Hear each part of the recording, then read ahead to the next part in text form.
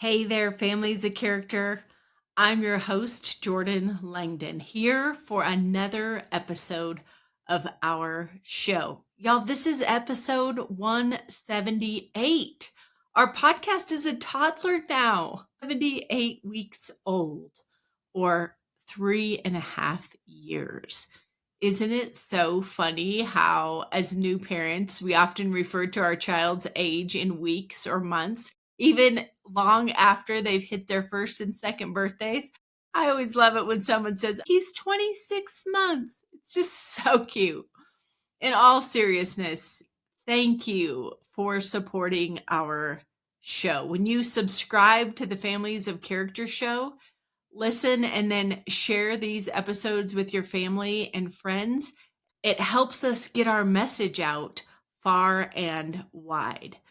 To date, our show has been downloaded over 50,000 times. So thank you for helping us to expand our mission to help unite families and bring peace and joy back to the cellular level of society, to the family. Okay, so this episode is all about how to avoid fights over the holidays. But no matter when you're listening, this advice is relevant. You're probably able to call to mind the last family get together you attended or hosted and how you felt when it was over, especially if that was recently. So if you can just call to mind your last family get together, take just a quick moment to verbalize that right now. Just what was that? Like Joe's wedding or our Labor Day family reunion.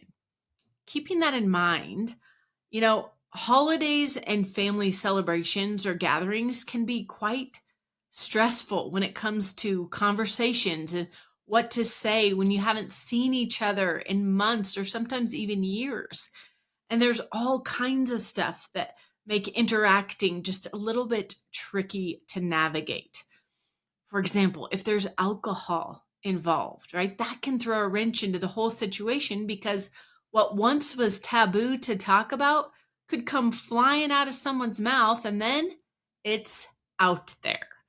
If someone reveals something new or surprising, that can be tricky too.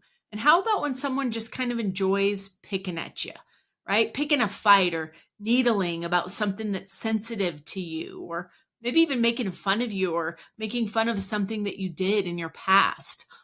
All of these nuances can make navigating conversations tricky. So, keeping in mind how your last get together went, let's jump right into how to avoid family fights in the future and focus on what's most important. First of all, what's most important is coming together, right?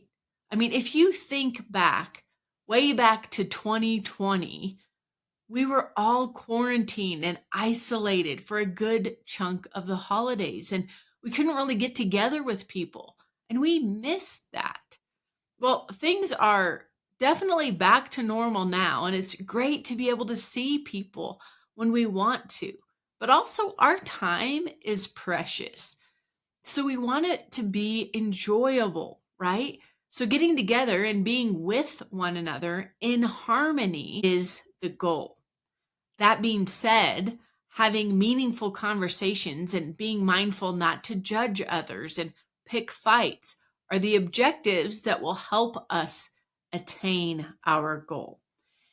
And listen, if you disagree with me that being together in harmony is the goal, guys, why are you saying yes to gathering together with these people then? What's your why for attending or hosting or inviting them? That's an honest question to ask yourself. And if you did say yes to an invitation to Christmas or New Year's or the 40th birthday party because you really do want to be together in harmony, even a small part of you, wouldn't it make sense, most sense, to focus on truly being present and enjoying yourself in the presence of those around you? I think so. Now, I do get it. Some of you are thinking, you know what? I never want to join my in-laws or my spouse's coworkers or my own siblings for the holidays. But it's just a tradition that we've kept up for years, so I can't say no. Well, you are an adult and you can say no, but you choose not to. And if you choose not to, that's okay. Sometimes we do things out of obligation or sacrifice for our spouse or a friend.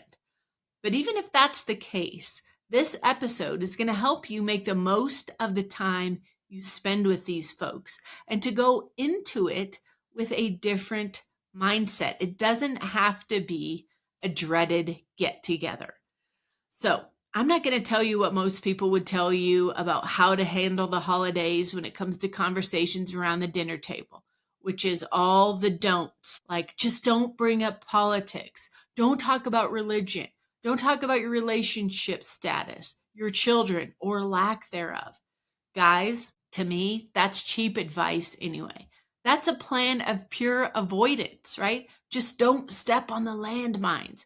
We can do better than that. And I'm calling you to do better than that. Instead, I want to give you some solid advice that 5 years ago I wanted to know myself. I want you to know how to engage your family in a genuine way where your focus is external versus internal. I want you to know how to politely disengage if Uncle Joe starts digging in his claws for a good old long debate that you know won't end well.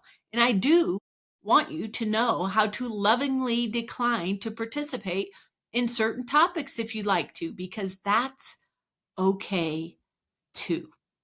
The focus of this episode is about setting healthy boundaries with your family, with an emphasis on being curious, being a listener, going on the hunt to learn something new about the people you're spending time with. In other words, I want you to know how to participate and truly lean in and be genuinely interested in the people you choose to spend your holidays with, without judgment, without getting triggered to take a side or defend your position, because that's what usually happens when we're participating in the conversation about religion, politics, relationship status, or healthcare decisions, right? We're focused more on being right and defending our position than on the true connection itself. So let's do it. Let's take a completely different approach to the holidays, to family gatherings. Instead of going into the situation with our stance ready or our guard up with that sense of fear or dread, what if we went into it equipped with the best tools for engaging people and taking a genuine interest in their lives? Think about that for a minute. How might that make your holiday time more enjoyable? Would that be different from what you normally do? Taking more of a listening approach rather than just showing up and waiting for someone to throw out a topic to discuss and then taking a swing at it. Most of us do that, right? We just show up with our food and gifts in tow and then jump in when conversations happen and then go to bed that night wondering if we put our foot in our mouth or not, right? How often has that happened to you? Does this sound crazy to have an intentional plan for managing conversations when you're attending a gathering? Maybe so, because it's new. Well, just stay with me here.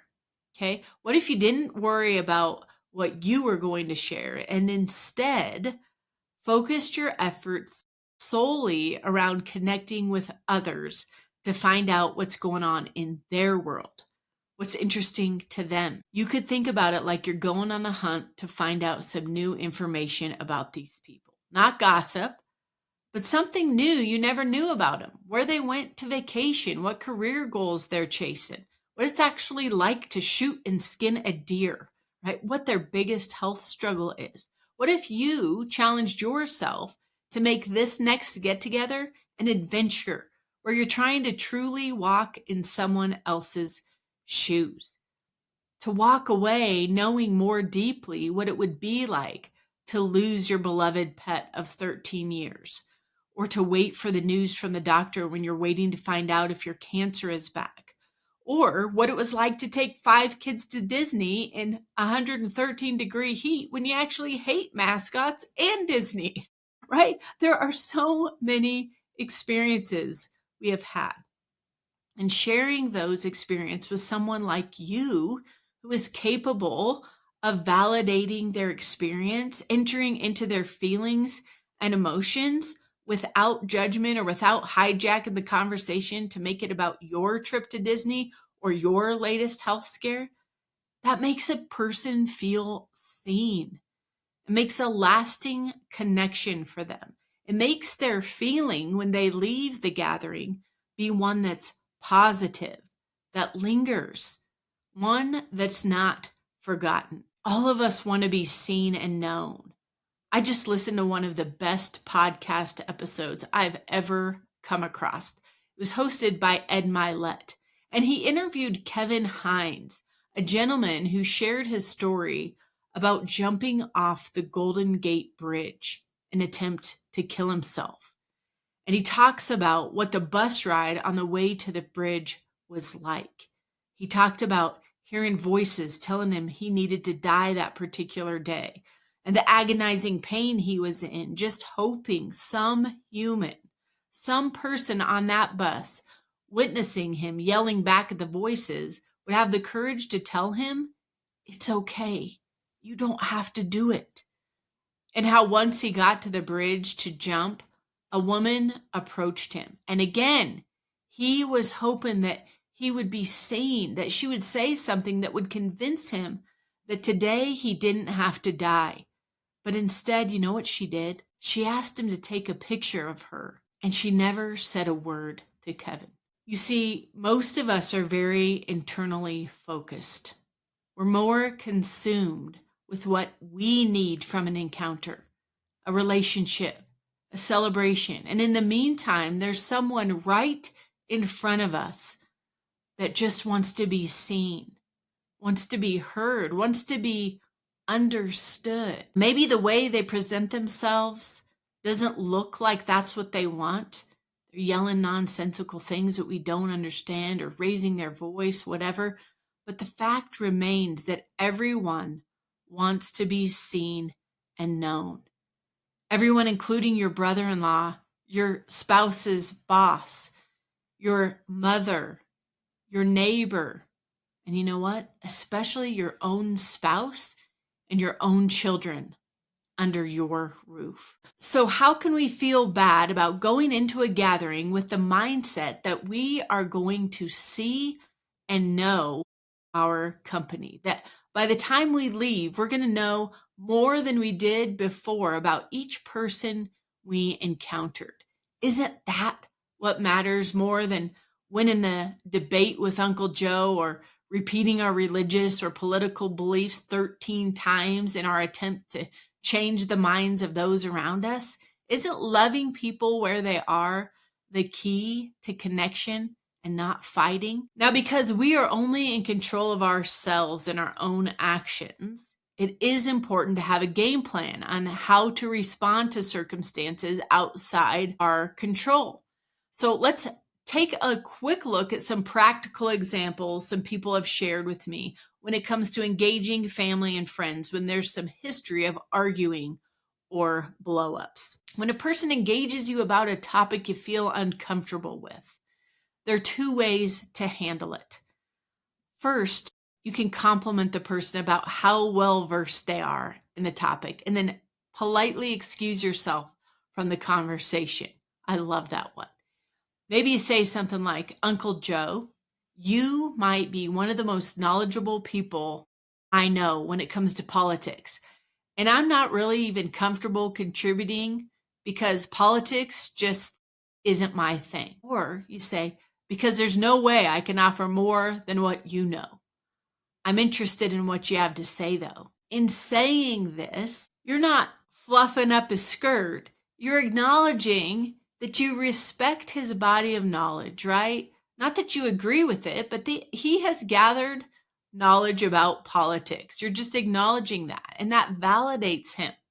And you also indicate that you aren't interested in contributing to the conversation, but you are open to hearing his thoughts.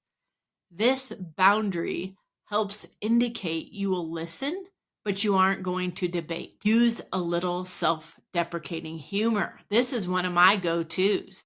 I like to just laugh a little and say, man, you've known me for 20 years. You know I'm not up for going toe-to-toe on this topic. Like, I'm here for the party. Or if you have been up for going toe-to-toe with people in the past, you can make a joke about that and just say, you know what?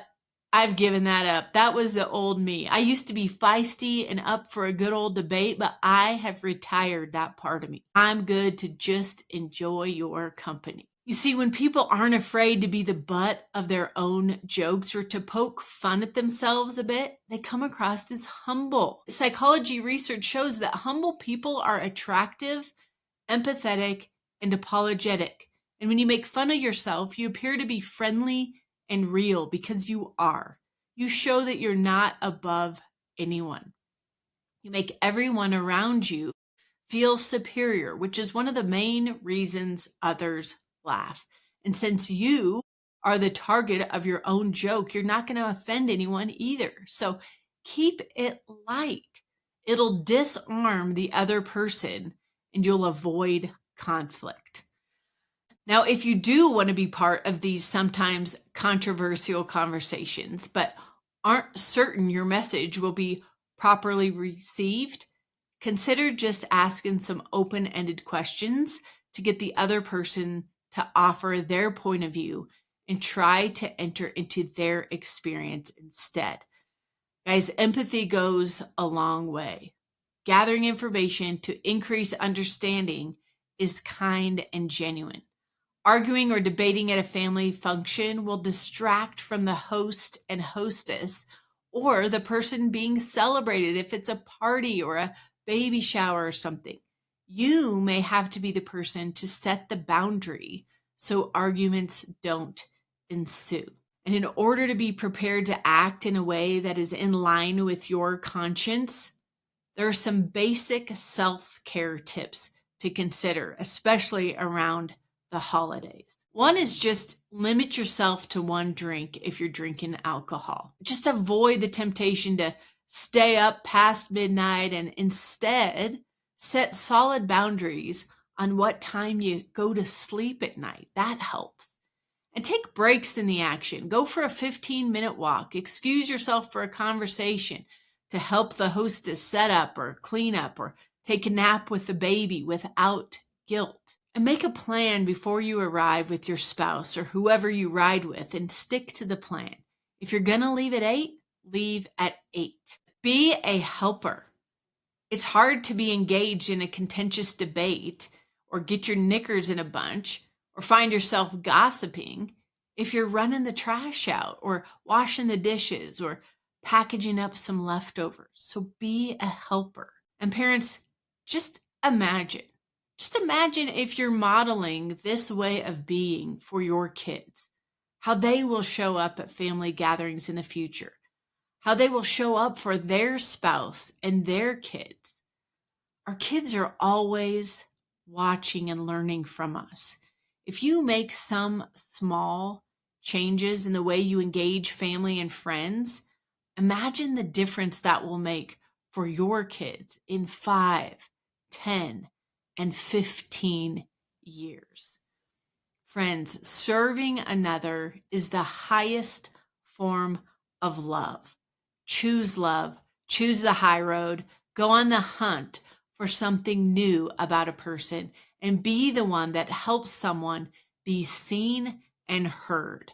It might just save you from a fight and save their life. Friends, if you aren't part of our parent community, please join today. Go to familiesofcharacter.com and subscribe to our weekly newsletter. And if you're in the Denver area, be sure to go to our website and check out the Denver events tab to see what community gatherings we have going on. We would love to have you join us. And please do me a favor, keep this little toddler podcast growing and rate and review our podcast and consider making a small donation to our organization. We are a nonprofit and your support helps keep us on the airwaves and helps us offer tons of valuable resources for married couples raising kids today. Friends, I see you, you matter, and your family matters. Enjoy getting to know more about each other. I'll catch you on another episode of our show real soon. Take care and happy holidays.